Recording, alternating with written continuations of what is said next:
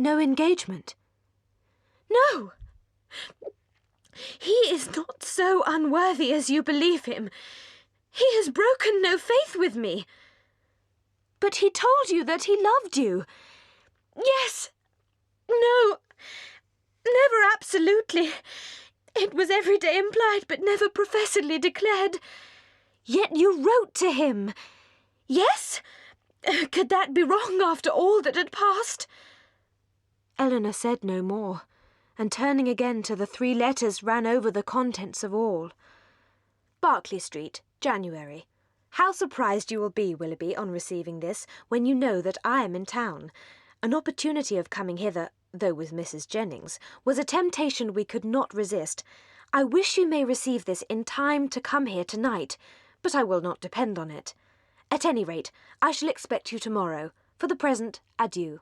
M.D. Her second note, which had been written on the morning after the dance at the Middletons, was in these words. I cannot express my disappointment in having missed you the day before yesterday, nor my astonishment in not having received any answer to a note which I sent you above a week ago. I have been expecting to hear from you, and still more to see you every hour of the day. Pray call again as soon as possible, and explain the reason of my having expected this in vain. We were last night at Lady Middleton's, where there was a dance. I have been told that you were asked to be one of the party. But could it be so? I hope very soon to receive your personal assurance of its being otherwise. M.D. The contents of her last note to him were these. What am I to imagine, Willoughby, by your behaviour last night? I was repulsed indeed. I have not yet been able to form any reasonable apology for your behaviour. It would grieve me indeed to be obliged to think ill of you, but if I am to learn that you are not what we have hitherto believed you, that your regard for us all was insincere, let it be told as soon as possible. My feelings are at present in a state of dreadful indecision. If your sentiments are no longer what they were, you will return my notes, and the lock of hair which is in your possession. M.D. Marianne, perceiving that Elinor had finished the letters, observed to her that they contained nothing but what anyone would have written in the same situation. I felt myself, she added, to be as solemnly engaged to him as if the strictest legal covenant had bound us to each other. I can believe it, said Elinor, but unfortunately he did not feel the same. He did feel the same, Elinor. For weeks and weeks he felt it. I know he did. Whatever may have changed him now, I was once as dear to him as my own soul could wish.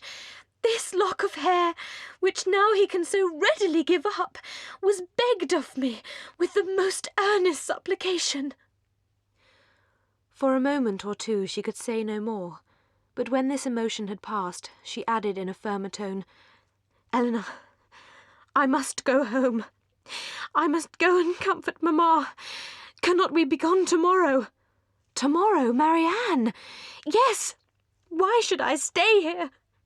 I came only for Willoughby's sake, and now who cares for me? Who regards me? It would be impossible to go tomorrow.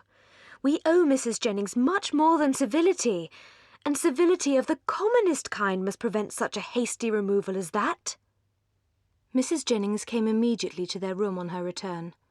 How is she, Miss Dashwood? Poor thing, she looks very bad. No wonder. Aye, it is but too true. He is to be married very soon. A good-for-nothing fellow. I have no patience with him. Mrs. Taylor told me of it half an hour ago, and she was told by a particular friend of Miss Grey herself, else I am sure I should have not believed it. But there is one comfort, my dear Miss Marianne. He is not the only young man in the world worth having, and with your pretty face you will never want admirers. She then went away, walking on tiptoe out of the room.